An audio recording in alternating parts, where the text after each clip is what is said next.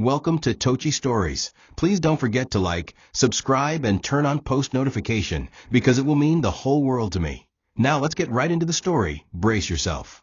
The golden lights of the ballroom glistened against polished marble floors as guests swirled around in shimmering gowns and tuxedos. Samto adjusted his tailored suit, his wristwatch gleaming like a medal of success, and tightened his grip on Bianca's waist as they strolled through the grand hall. She wore a red, body-hugging gown with a thigh-high slit, her hips swaying confidently as camera flashes bounced off her glittered makeup. He introduced her as his wife to investors and colleagues who had never met Kamsi, and he did so without hesitation or shame. Bianca played along smoothly, laughing at jokes she barely understood and making flirtatious eye contact with the men in the room. Samto felt like he belonged here now, in a space of wealth, of polished shoes, champagne glasses, and superficial praise. The true wife, the woman who held his hand through poverty, was nowhere in sight, and to him, that was by design. As the night progressed, Bianca leaned in to whisper sweet manipulations into his ear, the scent of her expensive perfume clashing with the cheap lies that dripped from their conversation. "That man over there owns the most shares in your company," she purred, guiding Samto like a child through a maze of the elite. He smiled, proud of the woman beside him, oblivious to the fact that some guests were whispering about how new his face was to this class of gatherings. A few of them remembered when he used to be a driver for one of the executives, but none dared say it out loud. They watched him, some with amusement, some with quiet contempt, as he paraded a woman who looked out of place not because she wasn't beautiful, but because her beauty screamed danger, not grace. Still, Samto walked like a man reborn, too proud to look back at what he once had. Unknown to Samto, not every face in the crowd was unfamiliar. A man in a simple black suit stood in the far corner, watching them carefully. The same man who had once helped secure his employment, the same man whose niece he had left behind at home.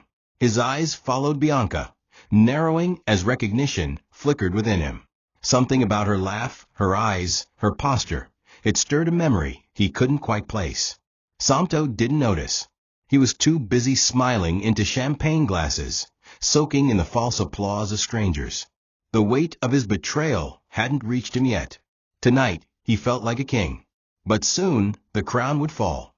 Kamsi sat alone on the worn couch in their modest living room, dressed in a faded wrapper and oversized t-shirt, her bare feet tucked beneath her, as she stirred a pot of egusi soup on the stove.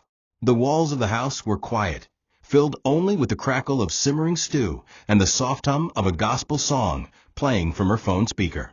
Outside, the street bustled with the distant honk of kiki riders and the laughter of children chasing each other barefoot. But inside it was silence, the kind of silence that could suffocate.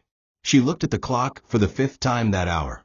It was past 9 p.m., and her husband still hadn't returned her calls. Not that she was surprised.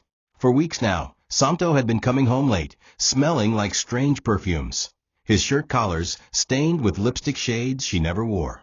Her eyes lingered on the meal she had prepared, his favorite, pounded yam and thick egusi with goat meat, a dish she once learned to make perfectly because he loved it during their early days of marriage.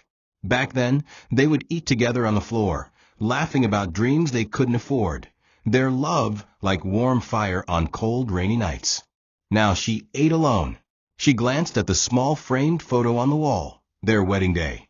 Samto's smile back then was bright, genuine, and hungry, not for food or money, but for her.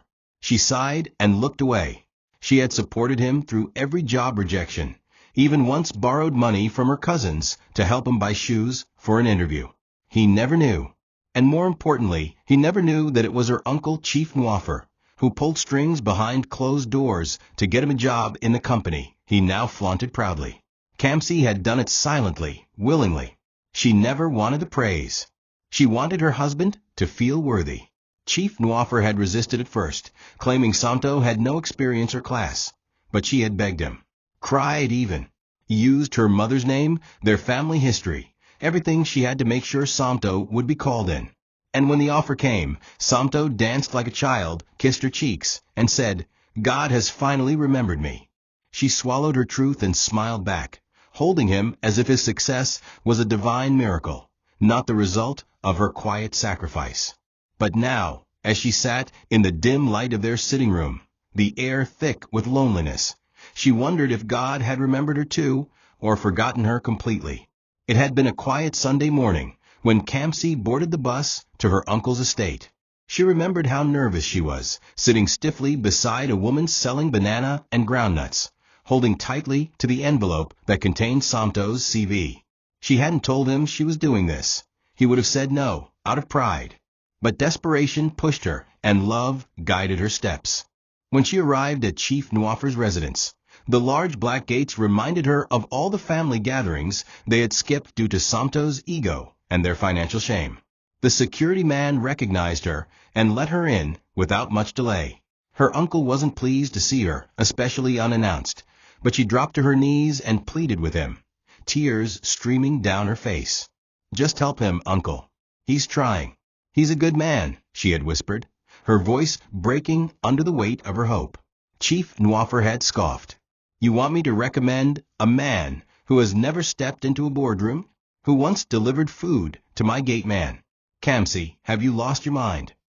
She knelt longer, enduring insults, recounting every time Samto had stayed up all night applying for jobs, every sacrifice they had made together. Finally, her uncle softened, not because he believed in Samto, but because he still respected Kamsi's late mother. "I'll give him a slot," he said coldly, "but don't come back here if he embarrasses this family." She left that day, exhausted but relieved, her dress soaked in sweat and dust. She returned home with a smile, acting surprised weeks later when Samto announced that he had gotten a call from a prestigious company. He hugged her, tears in his eyes, saying God is good. She hugged back, whispering, "Yes, he is," though she knew that God had only moved because she did first. And so the transformation began. Samto, who once hesitated to speak at neighborhood meetings, now addressed company staff with authority. He bought new suits, changed his phone, and began practicing how to pronounce wine names. He never asked how he got the job. He never thought to. And Kamsi never told him. Not even when she saw how he started looking down on her, as though success had turned her into furniture. But deep in her heart, she kept telling herself, this was temporary. The man she loved would return. The man who once held her hands in church, kissed her forehead during thunderstorms, and told her she was his answered prayer. But every day that passed, that man drifted further and further away. The shift didn't happen overnight, but it was undeniable. Samto's eyes no longer held warmth when they met Kamsi's. Where there used to be tenderness, there was now irritation, like her presence was a burden rather than a comfort. It began with the small things, late replies to her texts, scoffing at her meals, refusing to hold her hand in public. Then it evolved. He started staying out later, claiming business dinners and impromptu work meetings. But when Kamsi asked which client or which project, he'd waver off. "You wouldn't understand," he'd say dismissively, like she had become too dull to follow his world. One evening, she placed her hand on his shoulder after he returned late, attempting to hug him, but he brushed her off and hissed, "A beg, I'm tired. Go and sleep." That night, she stared at the ceiling long after he began snoring, wondering where her husband had gone, the one who once made her feel like the most beautiful woman alive, even in rags. She made several attempts to talk to him. She scheduled a lunch outing on his free day, but he didn't show up. She suggested they go visit his parents, thinking maybe revisiting humble beginnings would reset his heart, but he said he was too busy. She asked if they could at least attend Sunday service together, something they used to do religiously, but he claimed he had a private online fellowship now. Kamsi wasn't naive. She felt the emotional gap widening between them like a crack across glass. But still, she chose hope over fear. One night, after they finished dinner, she mustered the courage to confront him. "Samto," she said softly, "are you seeing someone else?" He stared at her for a few seconds too long, his lips twitching like he wanted to laugh. Instead, he stood up, walked to their room, and returned moments later with a sleek phone box and a bundle of cash. "Take," he said, placing the items on the table. "Use that one to start a small online business or something. Let's not fight a beg." And just like that, the conversation ended. Her voice silenced with gifts she didn't ask for. Kamsi accepted the items with trembling hands, but her heart screamed. This was not love. This was bribery, a way to pacify her while he continued to dishonor everything they built. She placed the phone on her bedside drawer and the money in a drawer beneath the clothes, untouched. She didn't want to be bought. What she wanted was the man who once held her face and said, "Even if we sleep on the floor forever, I'll still thank God for you." The man who borrowed her wrapper to cover himself during the Harmattan and swore they'd laugh about it when they became rich. But now, with each passing day, he drifted deeper into a new world, one where his suits were pressed, his words polished, but his soul deteriorated. She feared that the man she loved had died, and in his place was a stranger wearing his skin. Kamsi woke up one morning with intense abdominal pain. It wasn't the first time. Over the past 3 months, she had battled recurrent infections, strange discharges, and unexplainable itching. She had tried to ignore it initially, using over-the-counter medication, but the symptoms persisted. When she visited the clinic again, the doctor gave her a tired look. "This is the 3rd time in 4 months, Mrs. Santo. And this time, the infection has climbed to your cervix. You need to take this seriously." He handed her another prescription, this time stronger antibiotics. Then he leaned forward and asked gently, "Are you sure your husband is faithful?" Kamsi smiled weakly and nodded. She didn't have the strength to explain, not the emotional strength, nor the social confidence. She just wanted to get better. But deep inside, she knew the truth. She was treating diseases that weren't hers. She was swallowing pills to cure sins she never committed. When she returned home, Santo was on the couch, scrolling through his phone and laughing at something Bianca had likely sent. Kamsi dropped the drugs on the table and sat beside him, hoping he'd notice her distress. Instead, he glanced at the packet and scoffed. "Again? What is it this time?" he asked, not with concern, but accusation. "Maybe if you kept yourself clean, these things won't keep happening." Kamsi stared at him in disbelief. It wasn't just the words, it was the venom behind them. She had been nothing but faithful.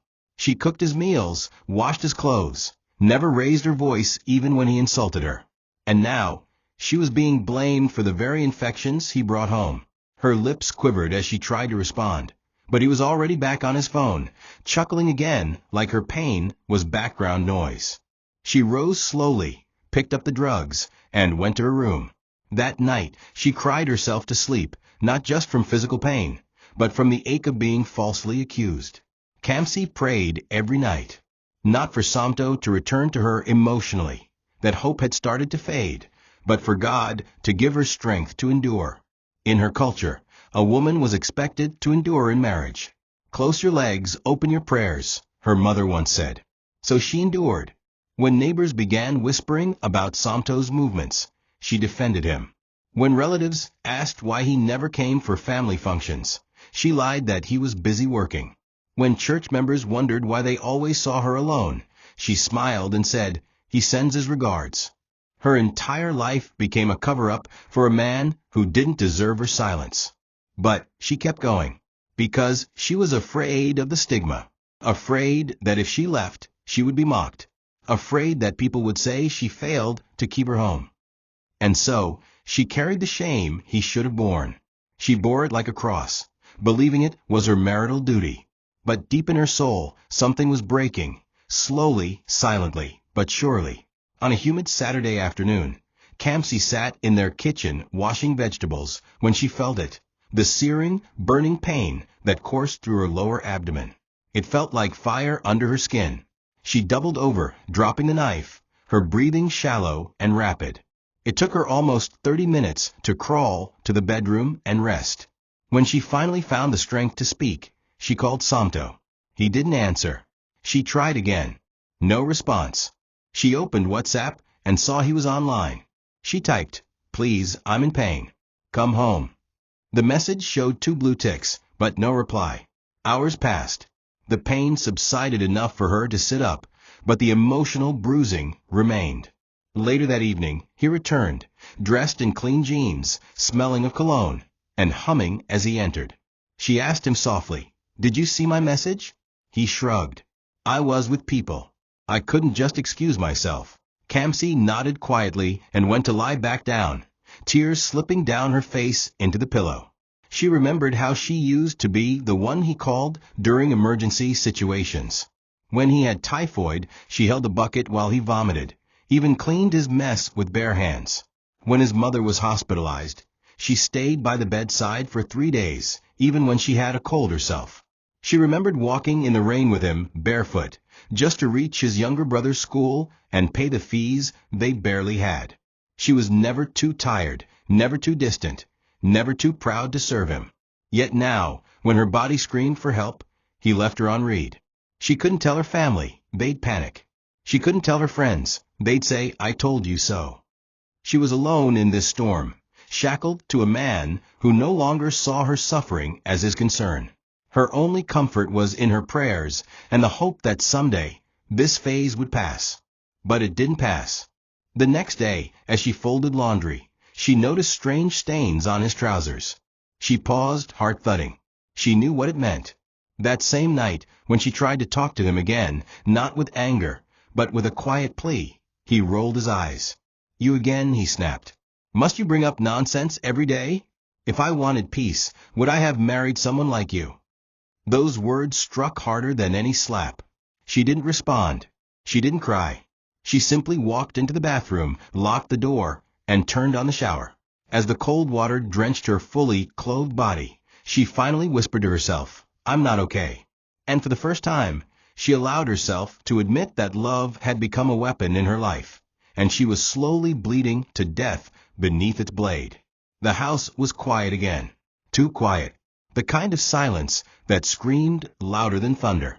Kamsi stood in front of the bathroom mirror, her face pale and lips dry. She stared at her reflection, searching for the woman she once was. The girl who smiled while cooking barefoot. The woman who knelt beside her husband during midnight prayers. The fighter who believed love could survive hardship. But that woman had been eroded, piece by piece, by the very man she once called her peace. She turned on the tap and splashed cold water on her face, but the heat beneath her skin didn't fade. It wasn't the kind of heat a fan or bucket could fix. It was rage, infection, humiliation, pain boiling inside her like lava. Her hands trembled as she leaned on the sink. Then, without warning, she let out a scream. Raw, long, and guttural. It echoed through the bathroom like the cry of a trapped animal. She screamed again, louder. She didn't care who heard. She needed to break something, anything. But the walls didn't care. The house didn't shake. Her screams met only tiles and silence. When she finally collapsed to the floor, her body convulsing in sobs, she wrapped her arms around her knees and rocked herself like a child. The pain in her chest was so deep it felt like a physical wound. Yet even in her sorrow, she thought of Samto. She thought of how he had become so cold, so effortlessly cruel. She remembered the early years, how he'd kiss her forehead before work, how he once sold his phone to buy her medication, how he used to tell her, no matter what happens, you're my first priority. When did she stop being that? Was it when the money came? Or when the praise from his new office got to his head? Or perhaps when she gained a little weight from the endless sitting at home, from the stress of carrying burdens alone? Kamsi blamed herself for a second, for not being glamorous, for not being seductive like the women he chased now. But deep down, she knew the problem wasn't her body. It was his soul. She stayed in the bathroom for hours that day, not because she wanted to, but because stepping out meant facing the man who had turned her marriage into a mental asylum. When she finally emerged, Samto had left, again, without a word. No note, no call, just his scent lingering in the air like a taunt. She sat on the bed and stared at the ceiling. At that moment, something inside her clicked, not like a light switch, but like a warning bell. She realized she was dying. Not physically, but slowly, spiritually, emotionally. And if she didn't find herself again, she'd lose the last piece of her sanity. She didn't make any grand decision that day. She didn't pack her bags. She didn't confront him. But she did something more powerful. She looked at herself and said, "This is not your fault." And for the first time in a long time, she believed it. It was a quiet Monday morning when Kamsi decided to try again, not to win back Samto's love, but to win back her voice. She had taken some of the money he gave her months ago and rented a small kiosk near the local bus park. It wasn't much, just a table, a chair, and a signboard that read Kamsi's Snacks and Drinks. She made meat pies, chin-chin, and zobo drinks from home and carried them to the shop every morning. The business grew slowly, but it gave her something money couldn't buy: purpose. For the first time in months, she spoke to people who weren't judging her, blaming her, or ignoring her. The bus drivers laughed with her, the children loved her snacks, and some women in the area even started buying in bulk to resell. Her joy returned in fragments, like pieces of a broken plate being glued together. She didn't tell Samto. She didn't need his validation anymore. She just needed her peace. But peace doesn't last long when you live with a tyrant. One afternoon, Samto drove past her kiosk in his shiny car and parked abruptly. Kamsi froze as she saw him step out, eyes burning with rage. Without greeting her, he walked straight to her table and flung her tray of meat pies into the gutter.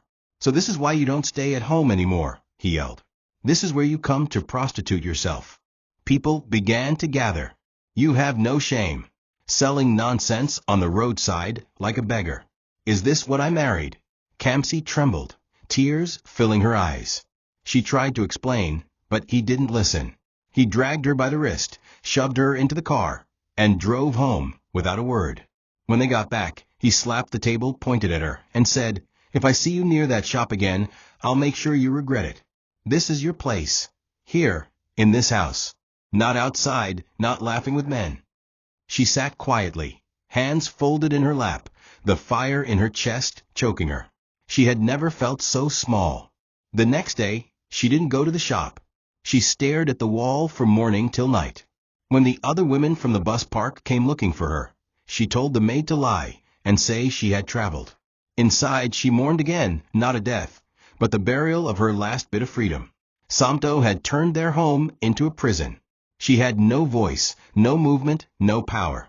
Just four walls, unpaid debts of love, and a man who treated her like a possession. But what hurt most wasn't even the humiliation. It was the realization that he didn't just want to cheat. He wanted her erased. Every sign of independence, every spark of happiness she dared to create, he extinguished like it was a threat. And, in a twisted way, it was because a woman who finds herself becomes dangerous to a man who thrives on control. Kamsi never expected to catch him in their own bedroom. She had returned early from the market that day, hoping to surprise Samto with fresh ingredients for the oha soup he claimed to love. As she pushed the front door open and walked into the hallway, she heard laughter, a woman's laughter, coming from their bedroom. Her heart dropped. She paused, hoping she had imagined it, praying that maybe it was the TV or a neighbor's voice seeping through the window. But then she heard her own bedsheets rustling.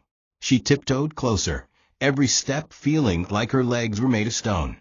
She pushed the door slightly open, and there he was, Samto, her husband, lying shirtless on their bed, tangled in sheets with a light-skinned woman in red lingerie. Her scarf was on the floor, her lipstick smeared. The room reeked of betrayal. Kamsi didn't scream. She didn't cry. She simply stood at the door, frozen, her soul numb. Samto jumped up as soon as he saw her, but instead of guilt, his face twisted in anger. "Why are you sneaking around?" he barked. The woman grabbed the bedsheet and ran to the bathroom. Kamsi's lips trembled. "In our bedroom, Samto," she whispered. He walked toward her, shirtless, fists clenched. "You don't understand anything," he shouted. "Do you know who that woman is? She's the daughter of the man who's about to sign my next deal. I was doing this for us." Kamsi's knees buckled. "Us?" she gasped. "You're sleeping with her, for us?" He marched closer. "Don't you dare raise your voice. Do you want to ruin my chances? You stupid woman." His words slapped harder than any physical blow. "You ruined everything by barging in like that. Do you know how long I've been working for this?" Kamsi backed away slowly, pressing her back against the wall. The weight of the irony almost crushed her. She had ruined his chances? When she was the one who had begged for his first job, the one who brought the very connections he now flaunted? She left the room, walked outside, and sat on the concrete steps in front of the house. The sun beat down on her face, but she didn't feel it. She sat there for an hour, staring at nothing, her thoughts spiraling. That night, she packed a small bag and went to her friend Uju's place to cool off. But even there, she couldn't sleep. She kept replaying his words. The audacity, the gaslighting, the cruelty. And the saddest part? She wasn't even shocked anymore. This wasn't the first betrayal. It was just the first one she had seen with her own eyes. And the man she had loved, the one she had protected, prayed for, built up, covered, had become her biggest source of pain. What was left to save? She didn't have an answer. But something deep inside her began to whisper, it's time. Not to run, not to fight, but to plan, quietly, patiently, and wait for the day the truth would speak for itself. Kamsi sat stiffly at the family gathering, her face painted with the kind of smile that could win awards for deception. She wore a simple brown gown, her hair tied into a modest bun, and gold loop earrings that shimmered just enough to reflect the room's lighting, but not enough to attract envy. The gathering was in honor of Samto's latest promotion, a new managerial title that came with a car allowance, international business trips, and more women around him than ever. His family was proud. His friends hailed him. But no one clapped louder than Kamsi, not because she was proud, but because she had perfected the art of pretending. Every cheer, every congratulations, she muttered, was a carefully crafted lie to protect a man who was busy dismantling her life in silence. She sat beside him as he smiled for pictures, while her soul bled under the tablecloth. Everyone saw a glowing wife. No one saw the woman treating STIs in secret, the one who was slapped with silence every time she dared speak up. Across the room, a woman sat in a tight black dress, her legs crossed, her makeup flawless, and her presence undeniable. Bianca. She wasn't formally introduced, but her eyes spoke boldly to Samto throughout the event, and his glance at her lingered longer than it should have. Kamsi noticed. She always noticed. Every slight touch of the shoulder, every smirk shared in secret, every whisper disguised as coincidence. It wasn't the first time Kamsi had seen Bianca, but something about this night felt different. Her face, her nose, her eyes, they sparked an old memory Kamsi couldn't place. For a brief second, Bianca looked at her, and their eyes locked. There was a flicker in Bianca's expression, not of fear or guilt, but of something deeper recognition. Kamsi looked away first, shaken by a strange sense of familiarity, as though she had met this woman before, not in this lifetime, but in another where betrayal hadn't yet rewritten their fates. Later that evening, when they got home, Samto was in high spirits. He poured himself a drink and danced alone in the living room, laughing as he scrolled through congratulatory messages.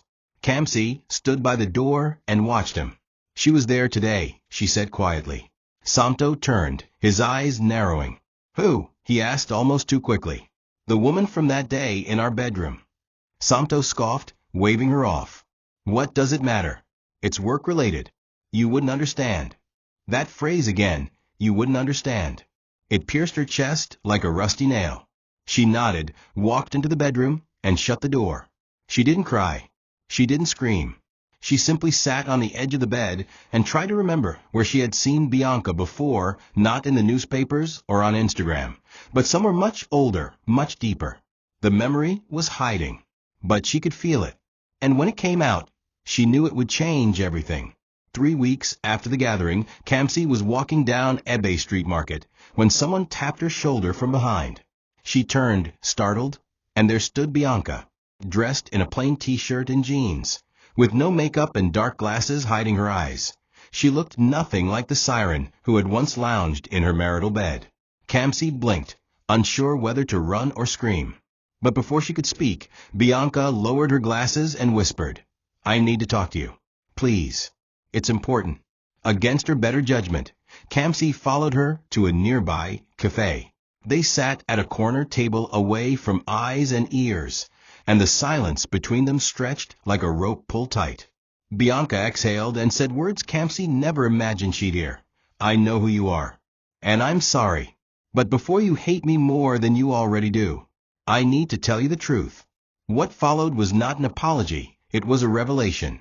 Bianca, real name Obinuju, had grown up in a separate household after their parents' separation. Years ago, during a family crisis, she had disappeared from Kamsi's life, or more accurately, been taken by an aunt who resented Kamsi's side of the family. Kamsi had searched, asked questions, even filed missing person reports, but after years without answers, the trail went cold.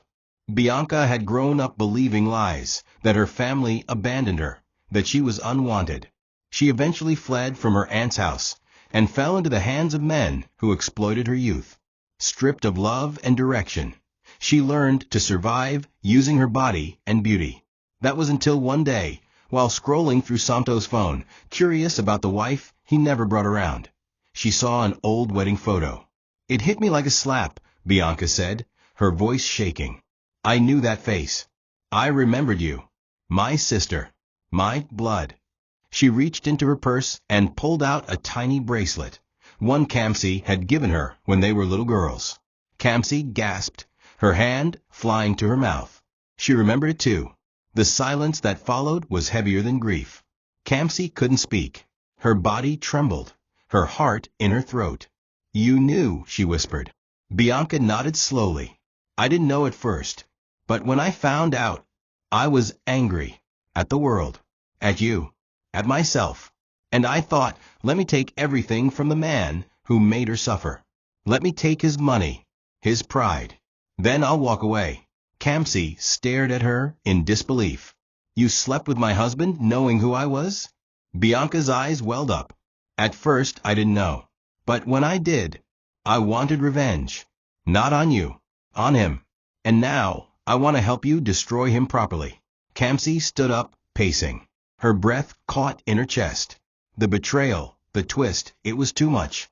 But the fire in her gut was no longer sorrow. It was strategy. If she could survive all this, maybe, just maybe, she could win in the end. And for the first time in years, she didn't feel powerless. She felt dangerous. The plan was simple. Keep playing dumb, keep smiling, and let the betrayal rot him from the inside. Kamsi returned home that night with a new calmness in her voice, a new softness in her steps. Santo noticed. "You look peaceful," he said suspiciously. She smiled. "I've decided to stop asking questions," she replied. "Whatever you do, wherever you go, I trust you." He stared at her, confused. But like every narcissist, he interpreted her submission as victory. Meanwhile, Bianca continued playing her role as the seductive mistress, pushing him further into reckless financial decisions. She convinced him to invest in fake properties, fake business plans, even encouraged him to open a new joint account. Under her control. Every naira he poured out was one step closer to his destruction. And the entire time, Kamsi watched quietly from the background, pretending to be the silent, docile wife he always wanted. But inside her mind, she was orchestrating a takedown. Their home became a battlefield, not with noise, but with silence. Bianca would call late at night, and Santo would sneak to the balcony to talk. Kamsi would hear every word from a cracked door. He would bring home cheap perfume and claim it was for office staff. Kamsi would smile and say, "Thank you, dear," then toss it into the trash when he wasn't looking. She stopped confronting him. She stopped crying. She stopped begging. And that terrified him more than her anger ever did. In quiet moments, he'd study her face like a man looking for a ghost. But Kamsi never gave him a single reason to suspect that she knew. She kissed his forehead every morning, packed his lunch, and at night, she lay beside him like a lifeless doll. He believed she had broken, but the truth was she was biding her time. Meanwhile, Bianca kept feeding him lies about land deals in Abuja, gold deposits in Zamfara, fake contracts with oil firms. He kept throwing money at her, desperate to impress. Kamsi monitored the transfers through subtle peeks at his email. She kept records, screenshots, evidence. Her uncle, Chief Nwaffer, now aware of everything, promised her that when the time was right, he would make sure the disgrace was public. "Let him climb," he said coldly, "so the fall will break his bones." Kamsi nodded. She didn't want to destroy Santo for revenge. She wanted to do it for every night she bled in silence, for every pill she swallowed, for every slap he denied giving, for every lie he told and forced her to wear like a garment. The day of reckoning was coming, and this time she wouldn't cry. She would smile as she watched him fall. It started with a beep. Samto was in his office, reviewing documents when his phone buzzed. He glanced down, expecting another flirtatious text from Bianca or a bank alert of incoming funds from his previous month's bonus. But this one was different. Debit alert. 2 million Nigerian nairas withdrawn from account 2. He frowned. He hadn't authorized any withdrawal that large recently. He scrolled through his messages and realized that in the last 2 weeks alone, over 8 million Nigerian nairas had been moved to various accounts and investment platforms. All of them traced back to initiatives Bianca had proposed, real estate ventures, foreign fashion investments, and a supposed boutique opening in Lekki. A small pang of worry hit him, but he brushed it off. Bianca had promised that returns were coming soon. She even showed him screenshots of contracts and registration certificates. He took a deep breath and leaned back. "It's part of the plan," he whispered to himself, though his hands were cold. That night, he brought it up casually to Bianca. She was lying in bed in her apartment, her skin glowing under dim lights. "Babe, are you sure those documents you showed me were real?" he asked. She laughed, got up, and straddled him. "Baby, don't you trust me? You know how business works in this country.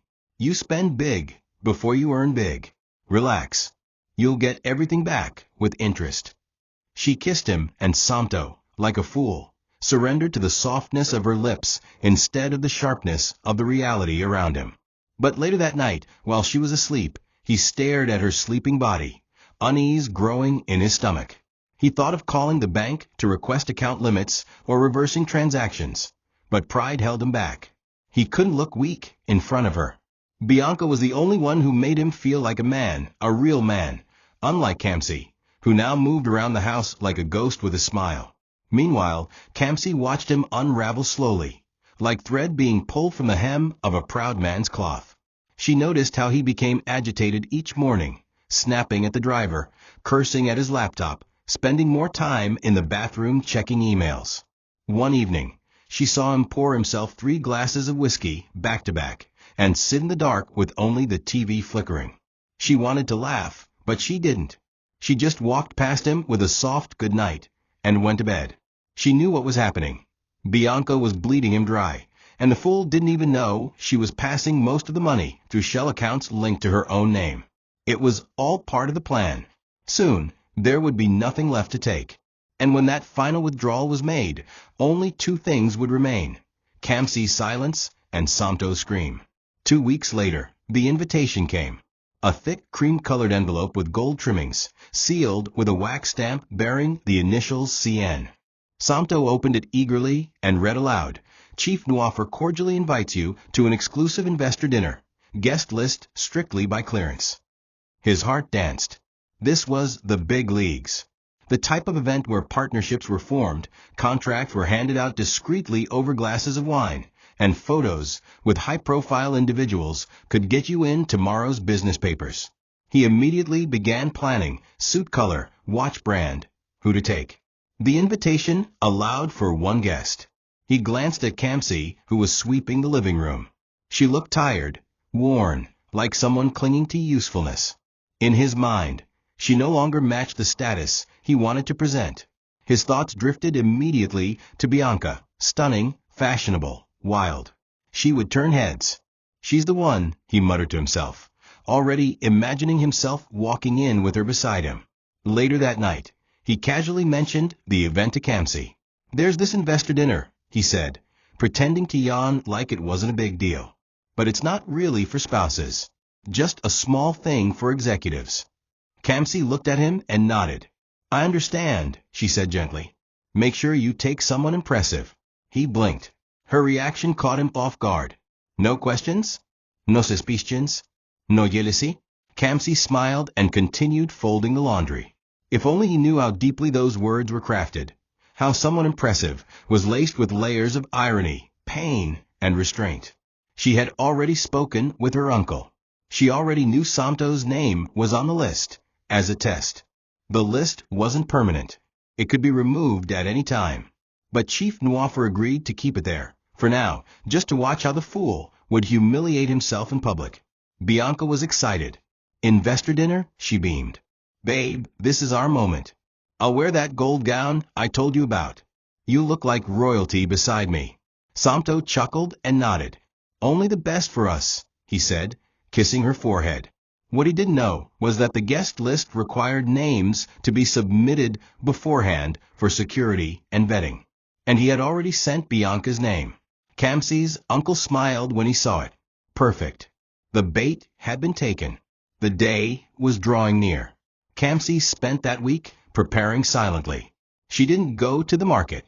She didn't argue. She just watched. She knew that pride always walked first into its own downfall. And on that night, the world would finally see the man behind the mask, stripped of his lies, exposed under the spotlight of truth, surrounded by those he had deceived.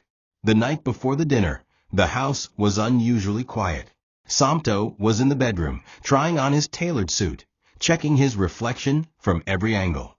He wanted everything perfect. He had ironed even his handkerchief, sprayed 2 different types of cologne, and rehearsed his opening lines for the big men he would meet. It's an honor, sir. Yes, we're currently expanding our reach. Exactly, sir. The Nigerian economy requires risk-takers like us. He smiled at himself in the mirror, imagining the applause, the compliments, the whispers of admiration for his confidence and taste in women.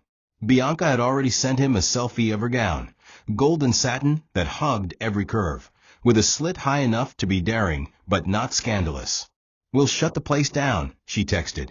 And he believed it. Kamsi sat in the guest room, writing a simple prayer in her diary. Dear Lord, let justice come without blood. Let truth speak without my voice.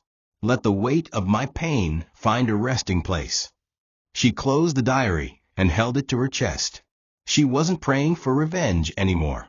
She was praying for release, for the chance to finally exhale after years of suffocating under the lies of a man she once believed would protect her. Her dress for the event hung quietly in the wardrobe, an elegant ankara with a modern twist, designed by a friend she once supported during her tailoring training. It wasn't flashy, but it spoke of class. The dress Bianca planned to wear was ironically one of Kamsi's early designs, one Samto had rejected for being too local. The same one he now wanted his mistress to show off in a room full of kings. Kamsi almost laughed. How poetic. That night, Bianca called Kamsi, not to apologize, not to plead, but to prepare. Tomorrow, when I walk in with him, I want you to look at me and smile. Not out of pain, but power. Because he won't know what's coming. Kamsi chuckled lightly. I don't need to smile, she said softly. The truth will do it for me. They ended the call without goodbyes. There was no need. Both women knew what the next 24 hours would bring.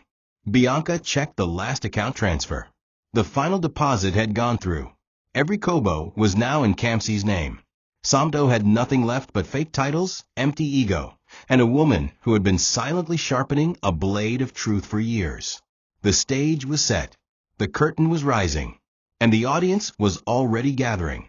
What Samto thought would be his grand unveiling would be the beginning of his public downfall. The ballroom shimmered with prestige as Nigeria's business elite gathered under one roof. Top executives, major investors, industry tycoons, and old money royalty. The chandeliers above cast golden reflections on champagne glasses, while soft jazz played in the background. Samto arrived with Bianca beside him, his hand proudly on her waist. Heads turned as they entered, not out of admiration, but out of confusion. The invitation had stated guests must submit their names for clearance, and Bianca's was already marked as pending. But with a little charm and bluff, Samto had convinced security that she was expected.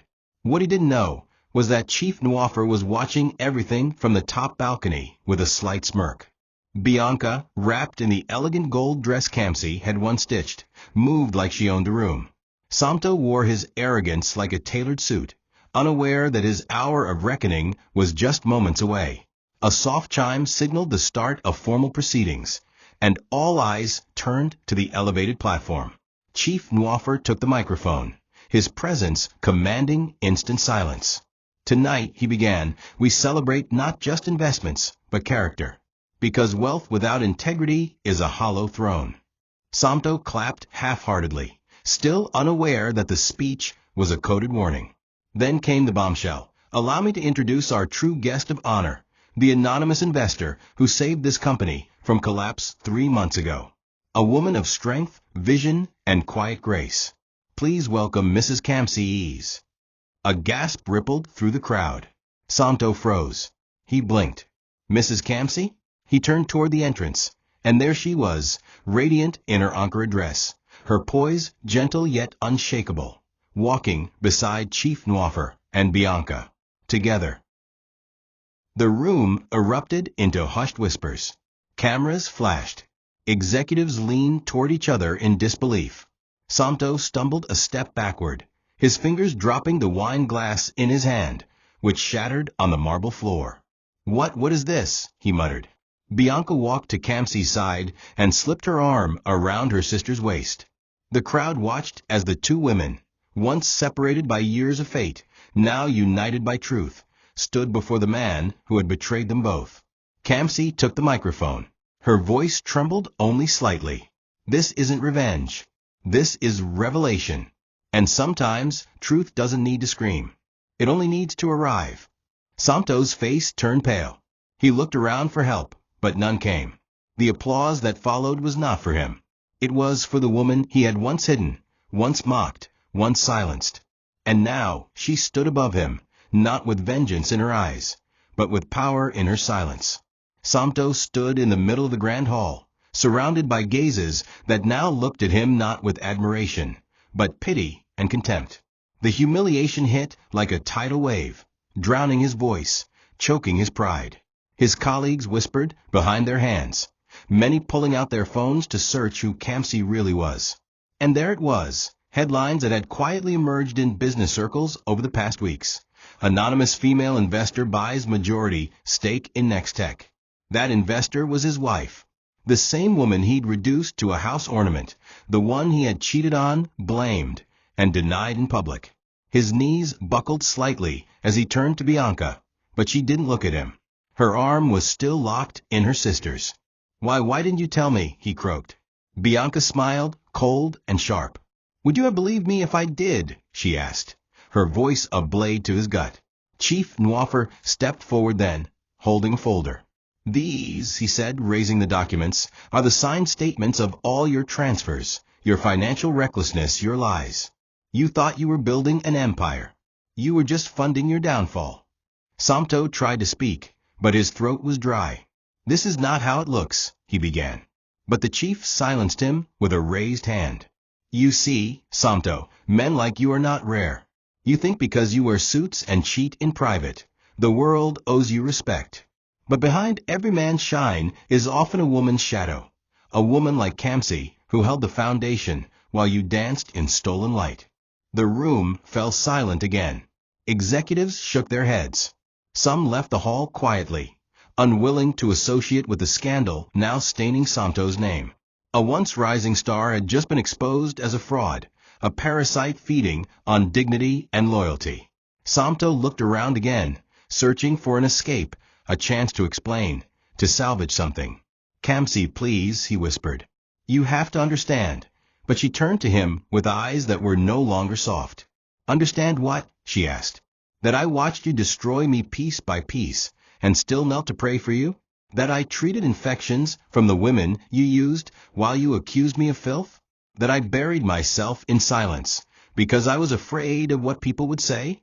I understand too much, Samto. And now so do you." Bianca added softly, "You didn't just cheat on your wife. You cheated on your lifeline." He collapsed into a nearby chair, breathless, defeated. The weight of every secret he thought he buried now pressed down on him publicly. And in that moment, Samto realized he wasn't just exposed. He was ruined. The next morning, a formal statement was released from the company. Samto was to be dismissed effective immediately due to financial misconduct and breach of fiduciary ethics. His office keys were deactivated, his accounts frozen for audit, and his access to official platforms terminated. The media had already begun feasting on the scandal, from manager to misery. How arrogance destroyed Santo Ease, read one headline. Friends he had boasted to stopped replying to his messages. Colleagues who once cheered him in meetings no longer returned his calls. The silence was louder than any insult. But perhaps worse than the career loss was the financial wipeout. Every investment he made through Bianca had been quietly rerouted to Kamsi, who was now a primary shareholder in the same firm he once bragged about conquering. All the bank alerts had stopped. His account now showed a red bar overdraft. He returned home that evening to find the house quiet, eerily quiet. Kamsi was gone. Her clothes, her journals, even the small pillow she used for back pain, all gone. The wardrobe looked like a graveyard. On the center table was a sealed envelope. He opened it with trembling hands. Inside was a divorce notice and a simple letter. This is not anger. This is closure. I forgive you, but I am no longer yours to hurt. K. He sat down slowly, heart pounding, his mouth dry. The same hands he once used to grip power now trembled without direction. He called her. The number was switched off. He tried Bianca. No answer. He tried again. Then he screamed and threw the phone at the wall, where it shattered like his future. Alone, humiliated, and stripped of every illusion he once wore like a crown, Santo curled up on the couch and wept, for the first time in years. The next few days were a blur. Rumors spread. His neighbors began whispering. His landlord sent a notice. His car was repossessed. Everything crumbled, piece by agonizing piece. One evening, he walked into the kitchen and saw an old framed photo of their wedding day. Him in a cheap suit, Kamsi in borrowed lace. They were smiling then. Young, hopeful, clueless. He picked up the frame and stared at it for a long time, tears rolling freely down his cheeks. I didn't know, he whispered. I didn't know I was killing you. But the walls didn't answer. The silence was permanent now. And for the first time since his rise, Santo had nothing. No money, no power, no family, just memories and a heavy cloak of regret, one that he would wear for the rest of his life. The silence in the house was no longer just empty, it was haunted. Each corner whispered memories Santo could no longer suppress. The dining chair where Kamsi used to wait patiently with warm food, the faded curtains she once insisted they replace, but he always said later, the wedding photo still clinging to the wall. All mocked him now. The air felt colder, heavier. Without Kamsi's footsteps, her laughter, her scent, the house no longer felt like a home. He wandered around aimlessly, often talking to himself. He hadn't shaved in days. His clothes no longer fit well. He couldn't even bring himself to bathe. Food lost its taste. Sleep evaded him. His phone no longer rang. The world that once danced at his feet now walked past him without looking down. One afternoon, he opened her closet and found the small diary she had forgotten to pack, or perhaps left behind intentionally. He sat on the floor and began reading. Page after page revealed a woman who had endured the unthinkable. Every entry was a soft scream. He didn't come home again tonight. The doctor says this infection is worse than the last. I smiled again today, even though I died a little inside. Santo's tears spilled onto the pages, smudging her neat handwriting. He clutched the diary to his chest and sobbed, loudly, without shame. He tried to speak to the walls, to God, to himself. I didn't know, but deep down he did. He knew she was suffering. He just didn't care enough. And now, there was no one left to blame. Not the job, not the pressure, not even Bianca, just himself, and the man he allowed himself to become. In desperation, he visited the office one last time, hoping to speak to anyone about reinstatement or a chance to explain. But security didn't even let him pass the gate. His access card had been flagged. When he pleaded with the receptionist, she stared at him like a stranger. I'm sorry, sir. We're under instruction not to grant you entry. Santo turned away, ashamed, defeated. As he walked home, people stared. Some whispered. Others smirked. The mighty had indeed fallen. Back in the house, he sat on the floor of the living room and looked through old photo albums. Kamsi smiling with him on their first anniversary. Kamsi pregnant before the miscarriage. Kamsi holding his face as he cried after losing his father. She had loved him through everything. And he had broken her, slowly, ruthlessly. Now he sat in the ashes of what he once called success, knowing no apology could ever undo what he had done. Months later, Samto was unrecognizable. His once well-groomed appearance had given way to a worn-out face, graying beard, and sunken cheeks. He no longer lived in the estate. He'd sold the house to cover debts, and now squatted in a one-room apartment behind an abandoned church. He worked as a low-level consultant, barely earning enough to feed himself. But even if he had riches again, he knew peace would forever elude him. He began attending evening church services, not for religion, but for silence. He would sit at the back pew with his head bowed, barely uttering a word. No one recognized him, and that suited him just fine. The man who once wanted to be seen by all now hoped to be seen by none. Every night he walked the streets barefoot, muttering prayers that often turned into cries. The neighbors thought he was mad. Maybe he was. One cloudy afternoon, a black SUV rolled to a quiet stop near the marketplace. Samto, in his tattered shirt and worn sandals, was walking by with a nylon bag of tomatoes when he looked up and froze. There she was, Kamsi, sitting in the front seat, window down, head slightly turned toward him. She looked radiant, peaceful, and whole. Her skin glowed, her eyes soft yet distant. In the back seat was Bianca, holding a file. They were discussing something, probably business. Samto stood there, unable to move. Kamsi eventually noticed him. Their eyes met. For a second, his knees almost buckled. He stepped forward slightly, mouth open, hand trembling. "Kamsi," he whispered. She didn't flinch. She didn't cry.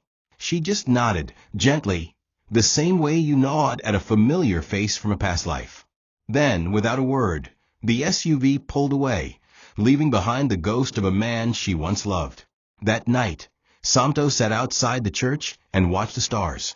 He clutched a worn-out Bible to his chest and whispered into the wind. "I deserve this," he said. "I deserve every bit of this." There was no echo, no lightning, no voice from heaven, just the creaking of tree branches and the hum of distant traffic. He smiled sadly. "But she didn't," he added, eyes wet. "She didn't deserve any of it." He knew that now. He would carry it with him until death, the memory of what he did to her, what he lost, and what would never return. Somewhere in a better part of town, Kamsi lay in bed beside her sister, peacefully asleep, her heart finally free. And miles away, in the shadows of regret, Samto wept for the woman he once hid, the truth he never respected, and the love that he lost forever. Thank you for watching this video. What did you learn from this story? Drop it in the comments. Please make sure you like, comment, and subscribe to my YouTube channel TOCHI Stories for more.